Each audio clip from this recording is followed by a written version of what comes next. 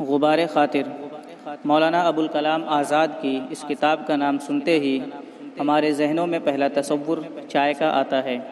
یقیناً مولانا نے اپنے اس خطوط کے مجموعے میں جس خوبصورتی سے چائے کا تذکرہ کیا ہے اور اس کو جام و پیمانہ اور بادو ساغر سے جس لطیف پیرائے میں تشبیہ دی ہے، شاید پورے اردو ادب میں اس کی مثال نہ مل سکے۔ اس کتاب میں مولانا نے چائے کے علاوہ فطری موضوعات، دلچسپ عنوانات اور قید و بند کی داستان کو بھی قلم بند کیا ہے، مگر چونکہ اس کتاب کی زبان بہت اونچی ہے اور جا بجا فارسی و عربی اشعار کی وجہ سے ایک عام قاری اس کتاب سے اس قدر لطف اندوز نہیں ہو سکتا جتنا کہ ایک فارسی اور عربی داں اس کا لطف اٹھا سکتا ہے۔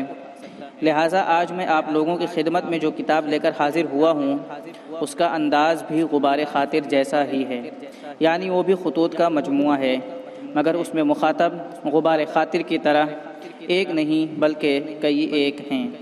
اس میں چائے نہیں بلکہ پان کا تذکرہ ہے۔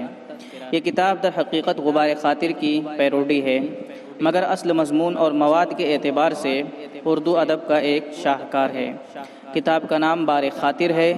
تقریباً 330 صفحات پر مشتمل یہ کتاب اردو کے مشہور ادیب شوکت تھانوی کی ہے، جس میں انہوں نے مولانا آزاد کے خطوط کے طرز پر اپنے کئی دوستوں کو خط لکھ کر پان کی فضیلت بیان کی اور انہیں پان کھانے پر اکسایا۔ اس کتاب کی زبان بالکل سادہ اور سلیس ہے، موقع بموقع اشعار کا استعمال بھی کیا گیا ہے، مگر یہ اشعار غبار خاطر کے اشعار کی طرح فارسی میں نہیں بلکہ اردو میں ہیں۔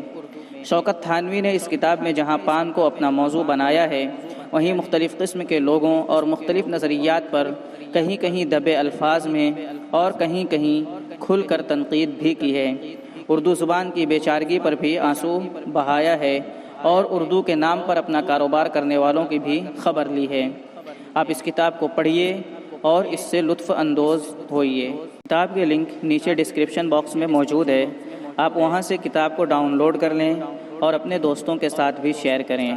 اگر آپ کو ہماری یہ ویڈیو پسند آئے تو ہماری ویڈیو کو لائک کریں اور ہمارے چینل کو سبسکرائب کریں اور اپنے ادب دوست احباب کے ساتھ بھی شیئر کریں۔ خدا حافظ۔